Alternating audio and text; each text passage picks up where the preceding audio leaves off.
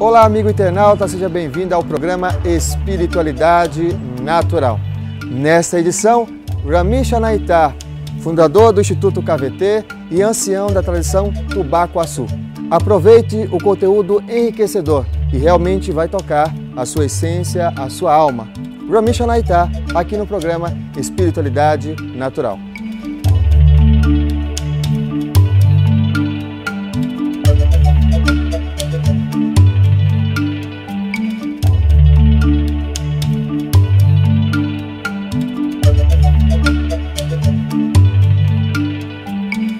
A doença, ela não é exatamente, nós não podemos rapidamente pensar que ela é um desequilíbrio. A doença é um sinal de um caminho. O desequilíbrio está bem antes da doença. O desequilíbrio ele começa já na consciência do ser. Mas essa coisa de doença, a pessoa diz assim, olha, eu agora estou doente e vou me curar, com a ideia que vai retornar àquela condição lá antiga. Mas na verdade não é, porque o organismo já está diferente, ela já se adaptou a essa nova condição, então é a partir dali que ela vai. Então eu entendo a doença através desse entendimento, dessa percepção que começa na consciência, a consciência se desenvolve, toma caminhos, esses caminhos podem produzir sinais e esses sinais é para chamar a atenção para o ser retornar ao seu equilíbrio. Equilíbrio diferente do como era, uma nova condição. É assim que eu observo o início das doenças. Isso no tempo, no passado, pode ser a doença do agora, pode ser a doença do passado, pode ser uma doença emocional, psíquica, física, porque são vários níveis de doenças, né?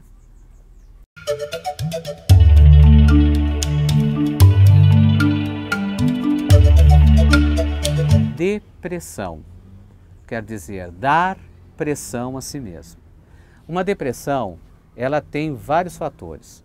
Se nós observarmos o fator químico no cérebro, nós vamos ver ali alguma situação de inibição de sinapse, nós vamos ver ali uma série de processos mecânicos do cérebro produzindo essa condição física. Mas química, nós entendemos através do que a natureza ensina, que é informação. Química é informação. Então, se serotonina não está acontecendo na sinapse, significa que essa informação não está indo. O que ativou essa informação? Então, depressão está envolvido com essa questão de pressão mútua, intensa, contínua, mútua entre consciência e corpo, corpo se deprimindo, cabeça, pensamento se deprimindo. Agora, a pessoa não é culpada de ter depressão, entende isso? Há uma diferença. A pessoa precisa aprender a como transformar isso. Então, o primeiro passo é começar a dar tempo para o seu ser, a não querer no momento resolver tudo. Porque veja, a depressão está envolvida com vários aspectos, né? Por exemplo, a crise de ansiedade, o suor frio nas mãos, as situações físicas e emocionais, elas são de não ter tempo, o tempo está passando. Então, uma forma interna de fazer é dar o tempo e fortalecer repetidas vezes na sua cabeça a condição de cura. Não se ver doente, se ver em cura. Normalmente a pessoa que passa por depressão, ela fala, olha, mas você está dizendo isso porque você nunca passou por depressão. Só quem passa por depressão vivencia isto. Mesmo assim, a importância do caminho é a gente caminhar. A importância de vencer a depressão, não é vencê-la como um mal que a gente precisa acabar, mas é transformá-la para ela virar habilidade no futuro para nós. É esse que eu observo o caminho, essa é a observação da dica.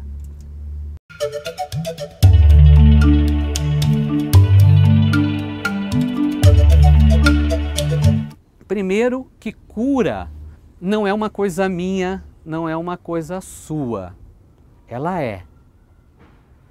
Nós podemos dizer que vários fármacos, medicamentos, até medicamentos homeopáticos, eles foram desenvolvidos a partir de teste em pessoa sã, saudável.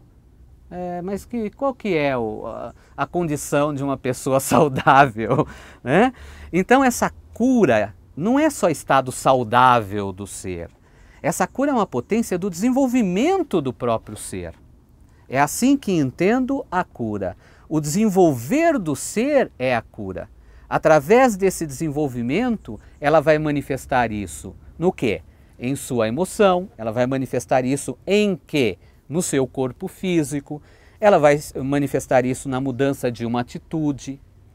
E trabalhando nessas pequenas coisas, ela vai alcançando a sintonia com essa potência de cura. Por isso entendemos que todo ser é um curador interno. Ele é o curador, ele produz a manifestação, porém ele não é a força absoluta da cura. Ele é a potência manifestadora, ignidora, e precisa tomar a ação para essa potência se manifestar. Então, quando a gente faz um preparo de ervas, por exemplo, a gente precisa entender que a planta também tem essa potência, ela é a potência de cura. Então, eu vou utilizar o que dela? Eu vou utilizar um metabólito, um alcaloide, um terpeno, uma cumarina? Vou utilizar, eu vou utilizar naquele preparo, mas eu vou utilizar também essa força da cura. Eu vou acordar o espírito da planta, a essência dela. Como que eu acordo isso? Bom, se a pessoa for uma pessoa espiritualizada, ela vai fazer uma reza, né? Ela vai ter um processo interno de meditação, o que for, para ela fazer isso. Mas se ela não tem muito com essa questão de espiritualidade, ou ela está começando o caminho, ainda não entende muito bem, não aceita muito bem, ela pode começar a perceber, por exemplo, o reconhecimento da própria planta. O como ela se desenvolve, essa planta, né? Como ela se manifesta. Isso é uma forma de entrar em contato com a essência da planta. E esta essência ela vai se manifestar no processo. A forma de preparo. Veja, as pessoas hoje pegam um medicamento alopático, colocam na mão, né? E taca na boca. Só isso. Ele compra, vai na farmácia, compra o medicamento, coloca na boca e engole. Eu começo um processo de ensino que é o seguinte: você necessita do medicamento alopático? Necessita. Há medicamentos necessários, importantes, há situações importantes para isso. Ótimo. É isso aí. Pega o medicamento. Reza no medicamento, fala com o medicamento, conversa com o medicamento, conversa com o seu corpo que vai aceitar aquele medicamento. Se você acredita no sutil, ótimo, boa. Se você não acredita, entenda que você está sugestionando a sua mente. Você está fazendo o que é chamado de psiconeuroimunologia. Neuro, mente, sistema nervoso, o psiquismo está influenciando o sistema nervoso para produzir equilíbrio no sistema imunológico. Isso vai refletir em todo o seu corpo. Então essa sugestão é boa. Então seja da aceitação ou não, as duas coisas são boas. Então começa a pegar, começa a rezar, começa a acordar a essência que dentro do xamanismo nós chamamos de espírito, essência do ser. Ser remédio, ser planta, ser natureza, ser vida.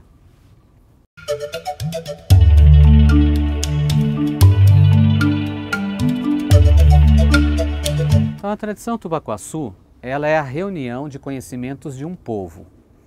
Esse povo, ele saiu de uma terra e se distribuiu pela região do Acre, que hoje é o Acre, e depois mais para dentro da floresta amazônica. Isso antes do descobrimento, então não tinha limites de terras e tudo mais. Esse povo, ele mantinha um tipo de conhecimento. Era um conhecimento cosmológico, até que muitas tradições no mundo inteiro mantêm o conhecimento cosmológico. Eles mantinham o conhecimento que a Terra é mãe, muitos também povos da Terra mantêm esse conhecimento. Mas eles mantinham um conhecimento que essa mãe terra, ela tem uma potência gestadora. E essa potência gestadora são as leis da natureza, as leis naturais. Por isso, eles se desenvolviam muito em observar a natureza. Então, eles sabiam que uma planta deveria ir para a boca ou não, observando o desenvolvimento da planta. Desde a sua semente, ao cair de uma árvore, o crescimento, se ela desenvolvia espinhos ou não, se ela expressava o cheiro através da evaporação do óleo essencial dela. Desta maneira, eles detinham um conhecimento apurado da natureza. E eles eram chamados por isso de pais da grande sabedoria, que é a tradução de Tubaquaçu. Tubá, pais, Quaaçu, grande sabedoria. Quaa é sabedoria. Então, nesse conhecimento, nessa grande sabedoria, que eles eram detentores. O que é essa grande sabedoria? Eles eram os grandes sábios? Não, essa grande sabedoria é a Mãe Natureza. Então, através da Mãe Natureza, eles existiam, não sobreviviam. Há uma diferença entre sobreviver, quer dizer, eu preciso viver de qualquer jeito, e viver. Eles viviam e praticavam esse conhecimento e passaram para outros povos. Tanto é que depois eles reuniram-se com o povo, foram morrendo, os sábios, etc., e reuniram-se com o povo tupi. Por isso nós reconhecemos o povo Tubaquaçu como origem do povo tupi. Dos vários troncos, do tronco linguístico tupi, das várias etnias agrupadas do tronco linguístico. Né? Então nós vamos encontrar indícios do povo Tubaquaçu, por exemplo, no conhecimento dos mais antigos, do povo Guarani, por exemplo. Nós vamos observar a distribuição desse povo numa pedra que está, um monolito que se encontra na Paraíba, que é chamada Pedra do Ingá. Né? Então esses são os indícios disto. Mas aí tem a minha história. A minha história é interessante nesse sentido com o povo Tubaquaçu. O meu nascimento ele foi envolvido com algumas situações que as pessoas chamam de acontecimentos estranhos, que depois, né, a parapsicologia chamou de sinais paranormais ou expressões nesse sentido. Mas um marco da minha vida em relação a isso foi aos 7 anos de idade, que eu tive uma doença chamada meningite. Naquele tempo, eu morava em Santo André, ABC. Em Santo André, eu fui internado em um hospital, no isolamento desse hospital, que era o Hospital Bartira, na região de Camilópolis, em Santo André. E lá eu fiquei no isolamento. Naquele período, eu andava duro de tanta injeção. Mas eu vivia um outro momento. Enquanto tudo aquilo estava ocorrendo, eu percebia, por exemplo, a minha avó, que me ensinou a pilar amendoim no pilão, né? Me ensinou a tratar o dedo com cortes com ervas. Eu via ela por um vidro, eu me lembrava disto. Mas o tempo mudou para mim naquele momento. E eu comecei a ver um velho índio. Era um senhor alto, ele vinha com um cocar, ele se aproximava de mim e começava a falar comigo. E começava a falar várias coisas. Por exemplo, ele que me ensinou primeiro uma palavra que hoje nós utilizamos muito na tradição Tubaquaçu, que é Rishikaiará. Ele que me ensinou Ará, ele que me ensinou a Banhaencaá, que depois, com o meu crescimento, eu fui descobrir que tinha lá pinças no tupi, e no tupi antigo, e que depois conversando com determinados pajé, por exemplo, o Guirapepó, fomos lá reconhecer essa antiga tradição chamada Tubaquaçu, a qual que eu já sabia, a qual eu já havia passado a ele.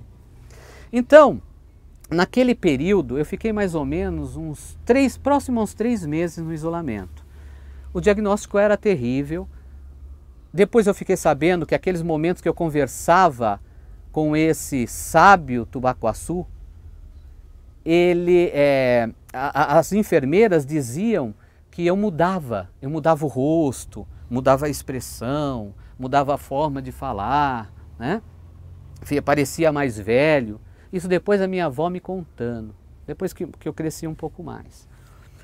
E naquele período, este antigo paié Tubacuaçu, chamado Xirinuá, meu pai de ancestralidade espiritual, ele me falou que eu estava passando por uma doença sagrada.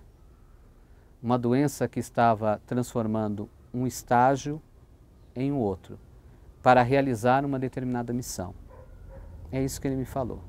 Eu saí de lá, saí bem, saí vivo, comecei a falar coisas muito importantes, sonhava semanas repetitivas com determinadas expressões em Abanhaém-Kaá, expressava isso, comecei a ensinar as coisas que eu sabia, comecei a me desenvolver mais plenamente nesse caminho e comecei a realizar os conhecimentos da tradição Tubacuaçu.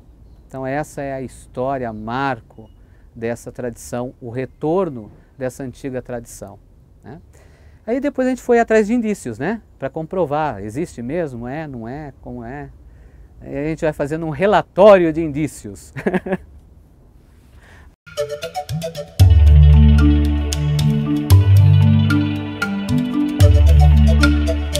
Eu reconheço a sua luz interior como você reconhece a minha. É isso que significa. É um reconhecimento interno. Diferente de obrigado, bom dia, até bom dia é bonito, né? Bom dia é muito bonito. Mas é um reconhecimento. Rishi Kaiará, porque a Abanhaém-Kaá, ela é uma língua de reza. Ela não é uma língua corriqueira. Então não tem como falar, por exemplo, assim, não em Abanhaém-Kaá. Não existe a palavra não. Para coisas corriqueiras não existe, mas para o reconhecimento da essência, para a expressão de forças, aí sim. E a Abanhaém-Kaá, nós falamos continuamente que a criança ao nascer, ela já nasce falando Abanhaém-Kaá. Ela não sabe, pode ser de qualquer raça, ela já nasce. Por quê? Ninguém ensinou ela a fazer assim, quando dói a barriga. E ela já expressa naturalmente aquilo. Porque a Abanhaém-Kaá é um código dos movimentos das leis naturais. Então a própria frequência, ela expõe a potência da natureza. É isso que é essa língua, essa tradição, é isso que é a Abanhaém-Kaá.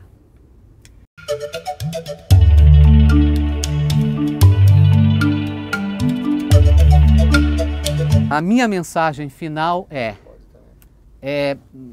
entre aquilo que você acha certo, você fala assim que é exato, que é absoluto, ou você acha certo, e aquilo que você acha errado, muito errado, entre o certo e o errado, existe algo bem mais importante, o ser. Entre o certo e o errado existe o ser. Então se você no seu caminho está no certo só, ou está no errado só, ou o que for, lembre-se que existe o vosso ser. Ali é o vosso ser. Bom, Tradição Tubacuaçu e todos os trabalhos que eu realizo ocorrem no Instituto KVT e também na Instituição Filantrópica e Cultural Arata Embaetaê, que fica na rua João Mafra, 605, Jardim da Saúde, na capital, São Paulo. E o telefone é o 50 62 0024. 50 62 0024.